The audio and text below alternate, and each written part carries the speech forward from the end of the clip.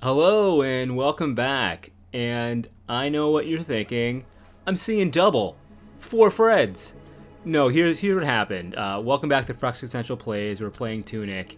And when I went to stream this game the other night, when I started that session, I forgot to unmute my microphone for about 30 minutes.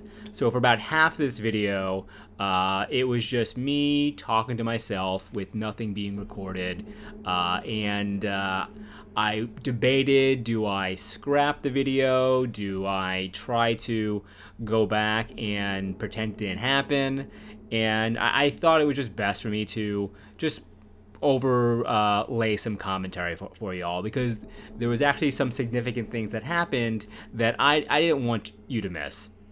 So last we left off, we fought the boss scavenger in this area up here, exploring the ziggurat, and it was really creepy. You know, there was a lot of dark lore that was revealed.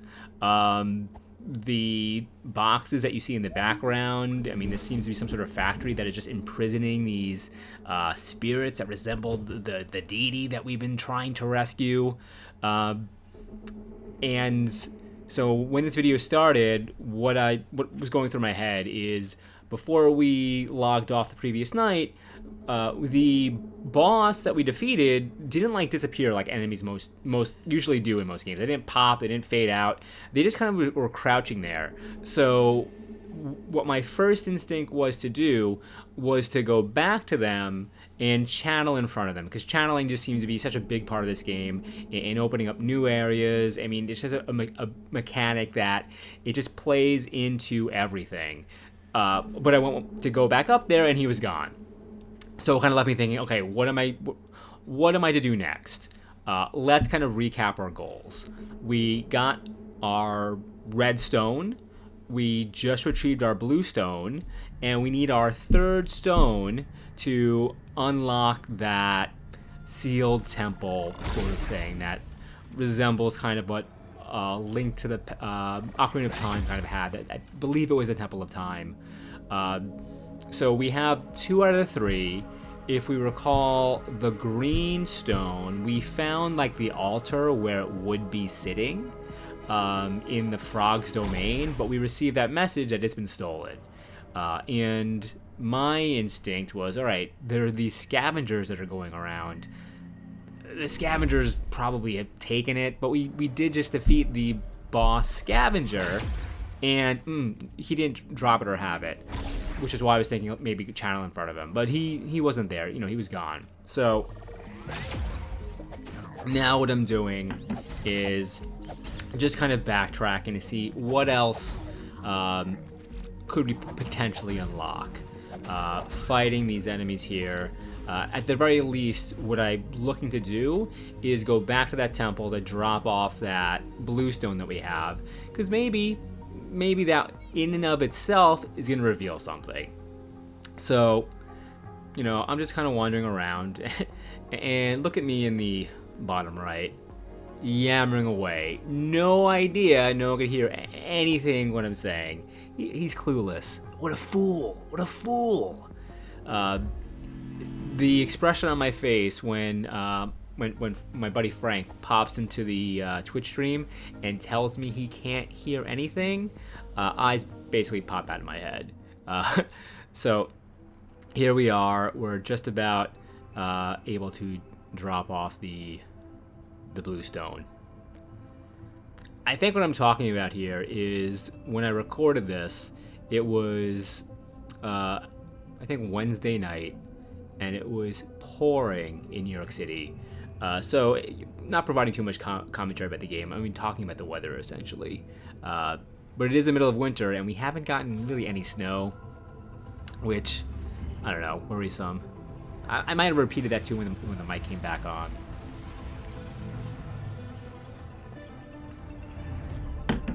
But here we are. Blue stone unlocked. Drops away. Now it's interesting. So we see the green thing is left. I think I kind of did things out of order. I think traditionally, or the way that the linear path of the game primarily is you get the red, you get the green, and then the blue. But as we'll see once we reveal where the green stone actually is, how I missed it, and why I kind of went to the blue. And if I actually did it in order, some of the things we saw at the quarry wouldn't have been as surprising. I mean, they kind of tipped their hand a little bit about what is coming. But I mean, hey, I think it was more fun the way we did it, you know, being totally surprised about being in hell and it seemingly being insurmountable. I think I had a lot of fun with it, even though at the time it might have seemed like I was miserable. Just notice I'm wearing like Al Borland like cosplay with this red flannel and my beard. So right now I am kind of lost at what to do. There's not a lot of wandering. I do end up on the right track relatively quickly. But, you know, what I'm looking for is I'm looking to kind of backtrack a little bit. I think I return all the way to the mountaintop. Spoiler, we do have to go back to the ruined atoll. And that was what I think I had a mental checklist of things I wanted to check out. Whether I set it on camera or not, that's kind of what's happening here. You know, we haven't talked about it too much, but the hook shot in this game, it is kind of weird. It's like this a creature-looking thing. Like when we first grabbed it, we didn't remark on it too much, but it's got like a weird eyeball. It shoots out like tentacles. It's kind of out of place for like the shield, lantern, eldritch horror. I mean, maybe that should be another clue that we should have kind of caught on to, that this game has a lot more kind of going on under the surface than it really lets on initially. Now, I played about maybe 2 more hours after I did this session, so I'm also coming to this with a mindset of I've seen a lot more and know a lot more as I'm recording this commentary than I did, you know, actually playing this particular section. But not to spoil for you guys who are watching, but oh man, I could definitely see why so many people who've played this game hold up and really praise the storytelling in this game, even though the storytelling is done in a very minimal way, right? There's no, you know, characters that are like spoon feeding you the story. It's very subtle, and it's done all with kind of art direction and vibe. And I'm a big proponent of like the games as art is a thing. And you know, this game, you know, not just from a graphical sense, just like how the story is being, you know, presented, you know, with you know, presented both through the gameplay, but also like through the instruction manual, which in a sense is being presented in a gamified way by finding the pieces across the map. You know, it's I mean, fantastic job, developers. So here we are, we've returned all the way back to where we first started the game. Kind of see what else, you know, are there any secrets? I mean, this game tends to do that thing where you'll kind of arrive at a new area, you'll see a path, and that path will loop back around, and you've been to an area that you've been like 3 or 4 times already, and what do you know? You've always been able to access and to go this way. Your eyes weren't open to it as of yet. And here we are, we're heading back towards the graveyard. We're seeing, hey, we kind of know we got to activate that box up there, but is there a way up there now? Was there something we kind of overlooked? What else have we not tried? So what I'm doing here is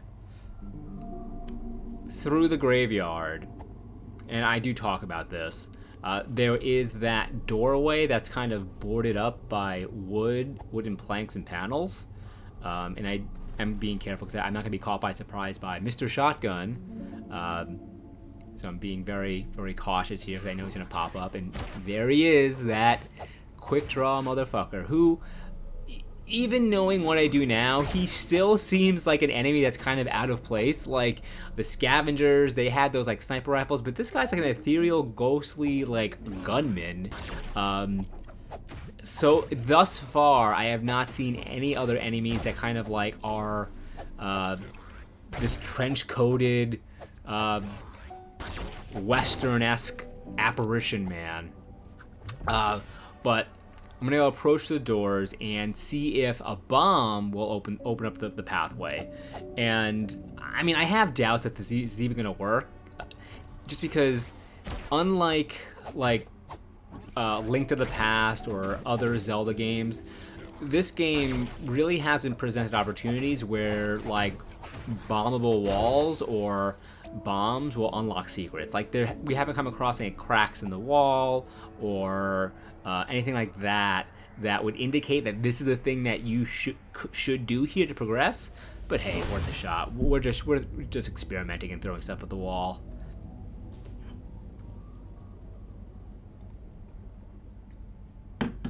So yeah, unsurprisingly, it doesn't work.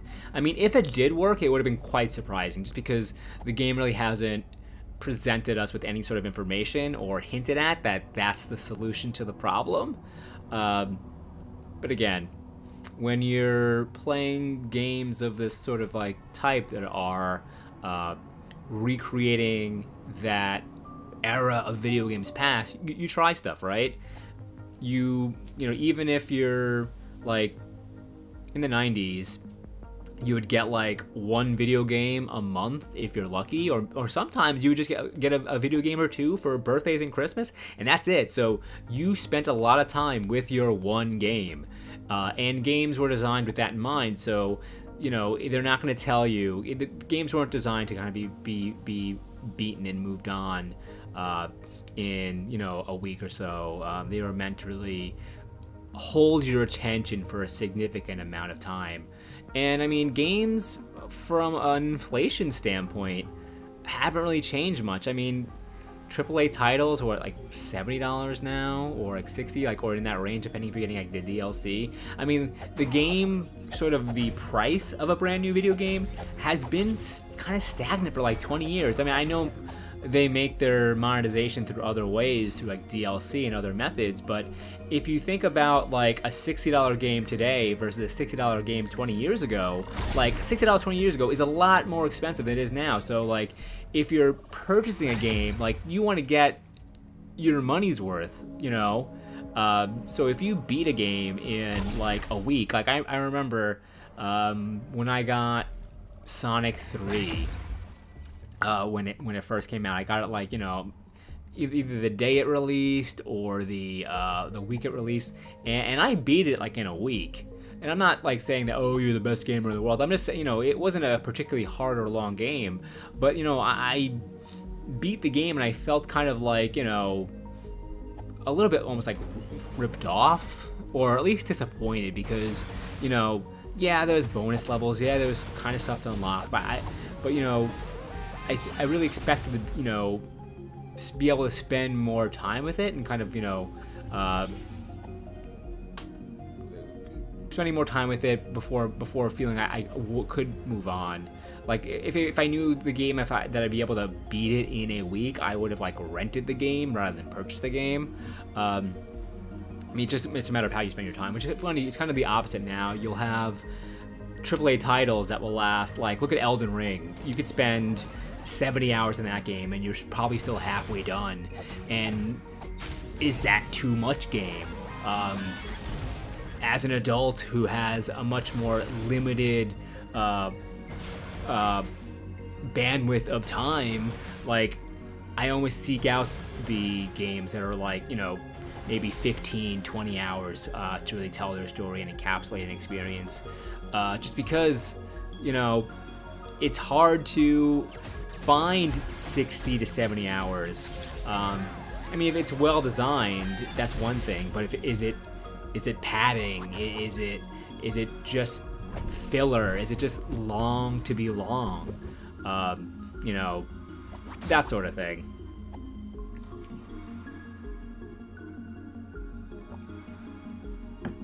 So we're just about back at the ruined atoll. I've kind of been half paying attention. I know I said at the beginning of the video there is some significant things that I did not want to cut out, and we're approaching them. Once we get to the ruined atoll proper, things move pretty quickly. All of those magical areas and boxes ever since the last episode, with the reveal of what the nature of those boxes kind of are. I think I refer to them later on as almost like magical coffins, but the tone is so much darker and they're so much more ominous than previously, before you have any idea what they're about.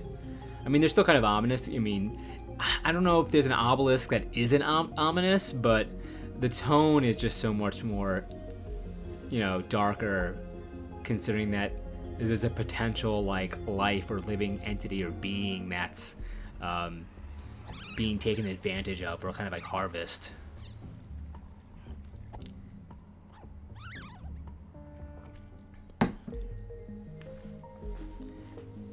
So we're dancing around the edges of the atoll.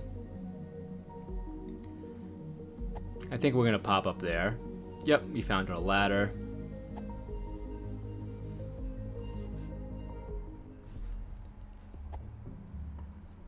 So the reason why I returned to this area is because I remember unlocking all 4 of those. Like, actually, I came here for 2 reasons. One is there were those areas where they were dumping that like toxic, overwhelming magical energy, and we have the gas mask now. It's like, okay, cool, maybe there was something beyond there that we can now access now that we're at the mask. I know we were kind of avoiding that because it would just damage us and drain our HP. So hey, you know, we'll have our mask on. Maybe over here, as we can see, like, well, you know, maybe there's something hidden there that we'll be able to grab. But I notice as I kind of approach it, it still ends up hurting me, which I feel kind of scammed.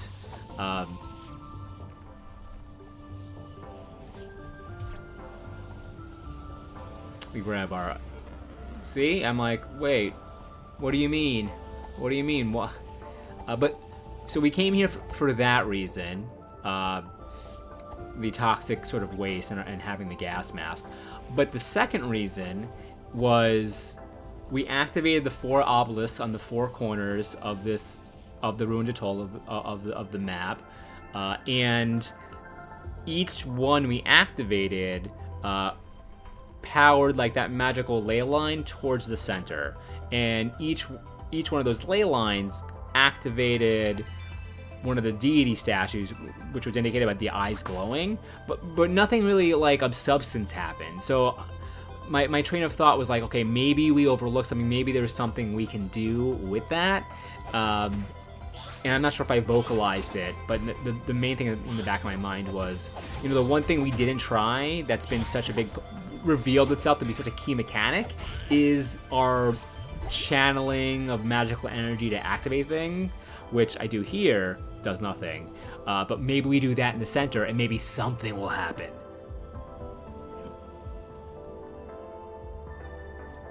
So here I am, I'm looking quite perturbed, confused, not thrilled, not happy with the world, wondering what to do next. But don't worry, Fred. You'll figure it out soon. You're right there. Put a smile on your face.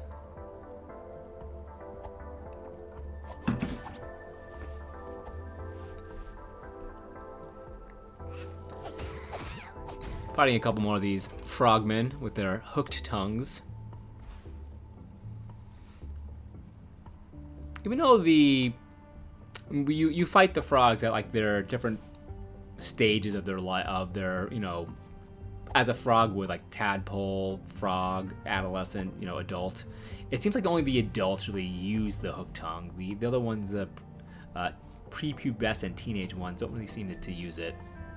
So, zooming out here, looking at the deity statues. I don't know if it clicked for me right there, or I was kind of demonstrating like, hey, this is what I'm thinking about. But now we're gonna head over and experiment with it a little bit. You see each statue, even the one that's in the foreground, which we can't really see as well. But look, we start channeling and immediately the thing pops open. I'm like, whoa, what is that? I hop in, kind of kicks me out, so I'm kind of like, all right, so I have to do something with this. Did I miss it? Did I do what? Like, so I'm just kind of like, it takes me a couple tries.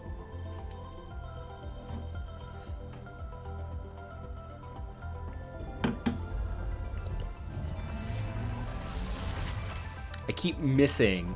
I think I don't realize it, that like I have to be in the center when the thing kind of pops off. Yeah, I keep like rolling past it. I mean, it kind of presents itself like almost like a portal that you can kind of walk through, rather than just being the center when the column pops, and which is what we eventually did do here. So brings us to this other area, the Sky Castle. Now, if I didn't kind of go back and provide this commentary, we would not be seeing this right now. And so this is the big reason I kind of wanted to make sure that this was preserved, because this is a cool area.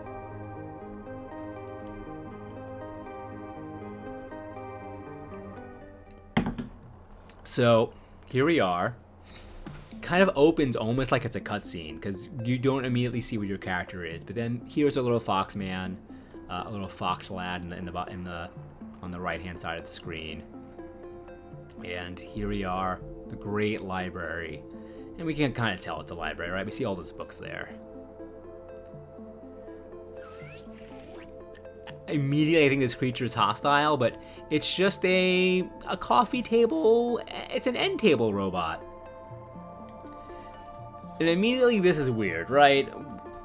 Every automaton type thing we've encountered has immediately tried to kill us. So we're thinking, okay, this is strange, right? This is odd. And we have here lies the hero shrine as well. I mean, this is probably the 4th or 5th one we've seen. I mean, we've been encountering these all game, and of course the game presents itself with this theme of repetition. I mean, it was in that first couple pages of the instruction booklet, and it kind of is providing that lore that we've seen this battle countless times. So can't hookshot that item. You know, we still haven't figured out how we're getting those power-ups, but they're there. We know there's something to it. So maybe we'll find out later. I'm cautious of those big-looking robot men, but again, they're just chilling, and we got this velvet rope, so we're getting the VIP treatment. It's almost like a fancy movie theater.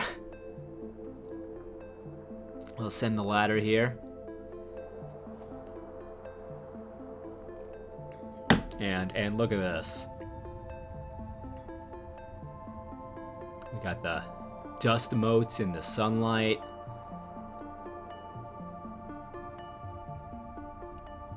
Even Fred in the other corner is kind of silent and taking in the scene. I mean, it's with the limited graphics, from, you know, not limited, but like beautiful little scene there. And we have some chalk drawings of like the robot. So is the person or whatever is here, did they design the automatons and these robots we found all over that we've been encountering? Are they studying it? I mean, these are some interesting questions that this area is presenting us with. There's some, you know, instruction booklet pages, which is great. We haven't come across a good source of these in a while. You know, and they have some information here about the quarry. We got the West Garden.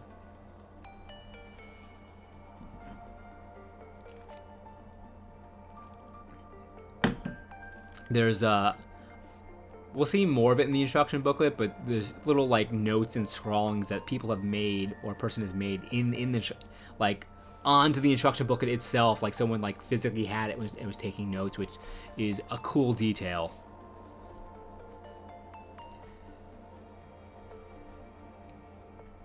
We even see here a couple arrows that are dotting perhaps some secret we haven't discovered. I didn't notice that the first time until just looking at it with you guys again just now. Door in the mountains that the fox is equally frustrated about as I am.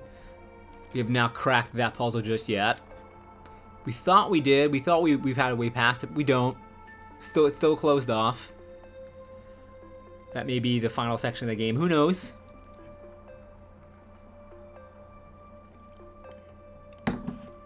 Got some more details regarding some of our unscrupulous, is that the right word for that? The power-ups that we're equipping that we really don't know what exactly they do. I mean, I think we have one now with the shield, just inferring that, hey, shield probably means defense.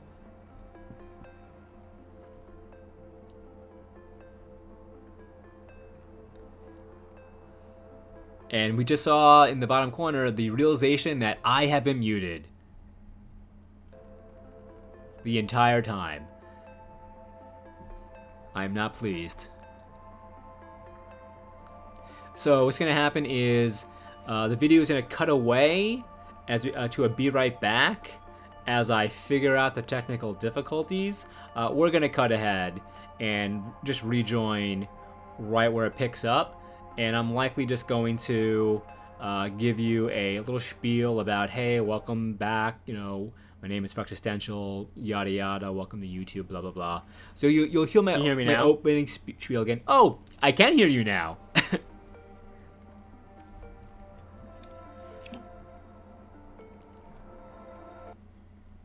All right, so I will leave you. Bye bye bye. And we're gonna just cut ahead and rejoin us once. Testing 1, 2, 3. How about now? Bye.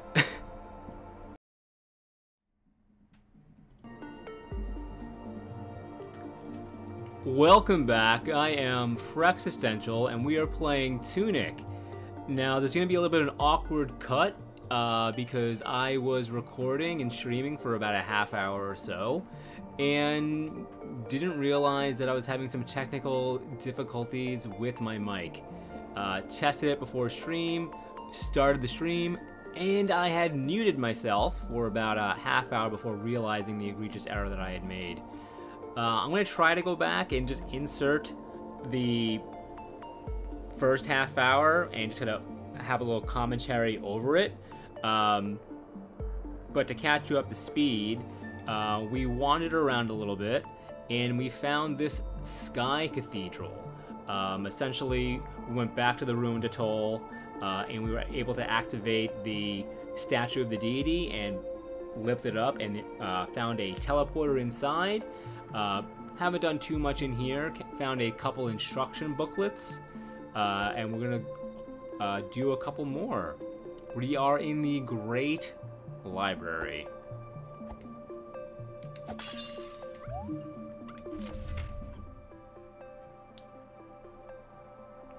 Alright. The quarry, yes, we have been here. So, I mean, you could have accessed the library, this area we are in now, before the quarry, but we've gone ahead and we've basically have cleared the quarry. But having this information beforehand would have been real helpful. You see the monastery, the cavities, the rooted ziggurat, which, you know, we all remember the horrors contained within. Gun. I don't know if it's just telling us that the enemies have guns, because we did not find any sort of gun. In the lower miasma, which of course you need the mask, which we have. Ooh, some enemy pages. The zone is extremely dangerous and is best left alone, even if you're feeling brave. Only ghosts are permitted to enter the inner grounds. Fleemers, a friend? Those are not friends. Lost Echo, huh? Echo of self. I don't like that skull in the middle. Legend says that wearing this allows you to do something extraordinary. Like the coffee stains that it's put on the manual. So, I mean, this is looking to be like some sort of final area. Just past a hero's grave, we see crucifixes about.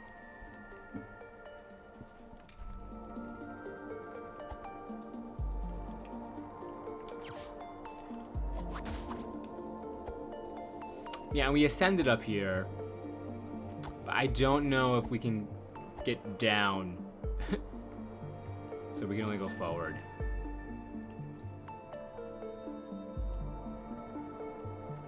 Oh, we got these things hooked up to jumper cables. Very interesting.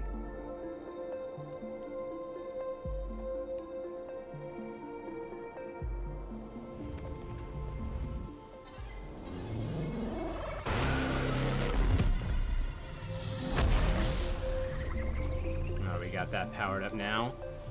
And again, knowing now what we know about those things, I feel real terrible whenever we activate them.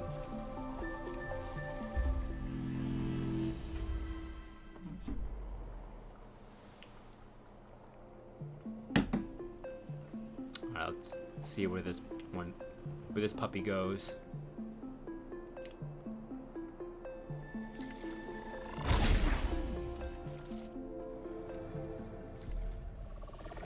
Okay, now we got this spot open.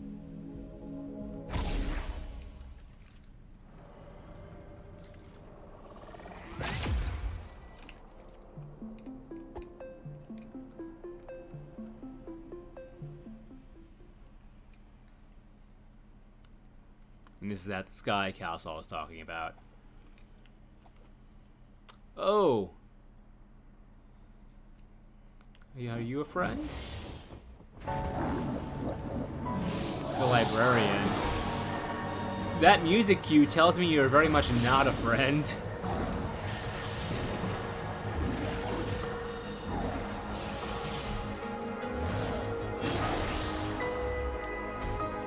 Uh-oh.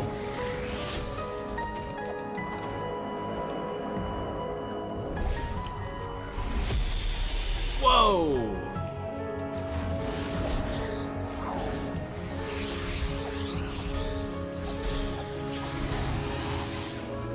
Where'd he go? Oh, jeez. Very cool, boss.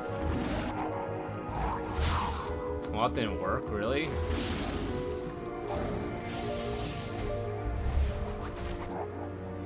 It stuns him, but I really want him to be in range of my sword.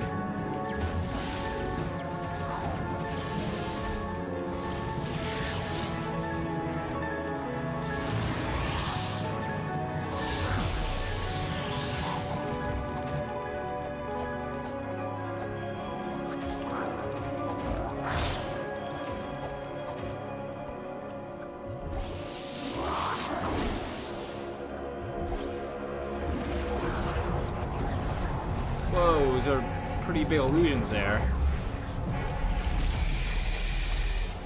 I'll just dodge and roll right into it.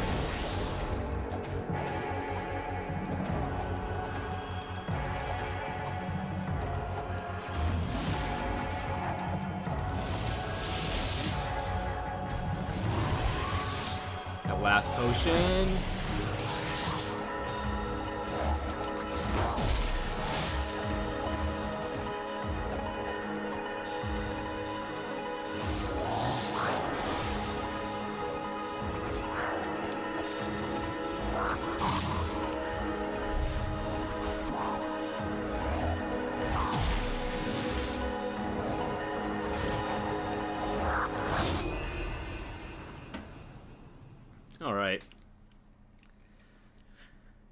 wasn't too terrible.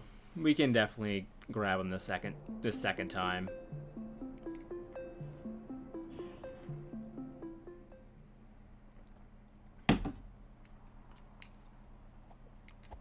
Now we're ready for him.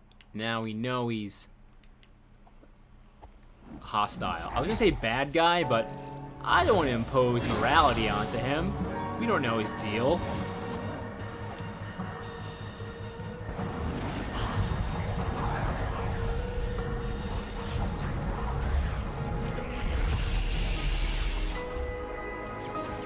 Helped him a couple times.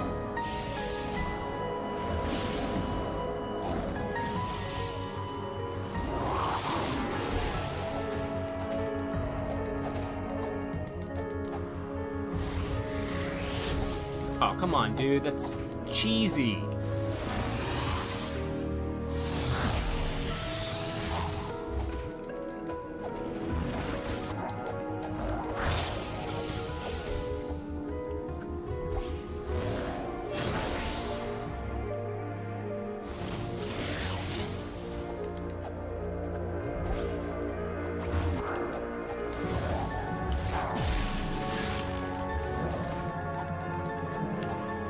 Come on and fight me.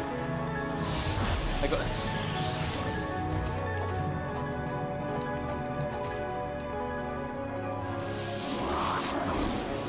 Oh, I dodged that. I call shenanigans.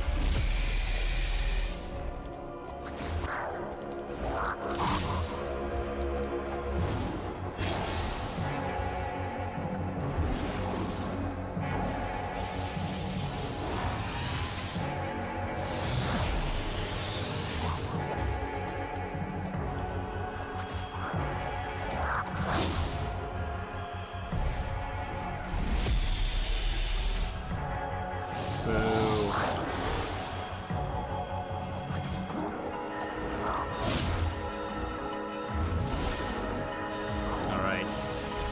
Drank all my potions.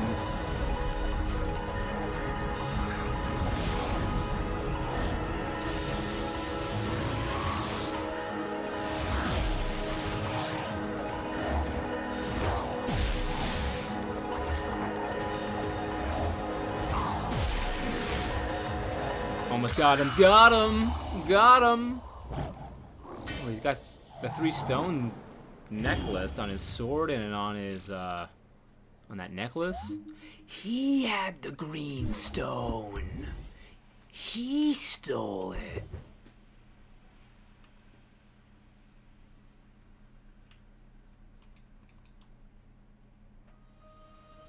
I shall pray for you, my son. Alright, well, we have all 3 stones now, which is great.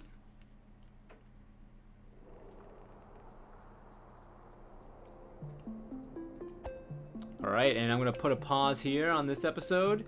If you like the video, please leave a like, comment, subscribe, help with that sweet engagement to appease the algorithm. If you're watching on Twitch, we'll be back in a couple minutes, and if you're watching on YouTube, we'll see you tomorrow.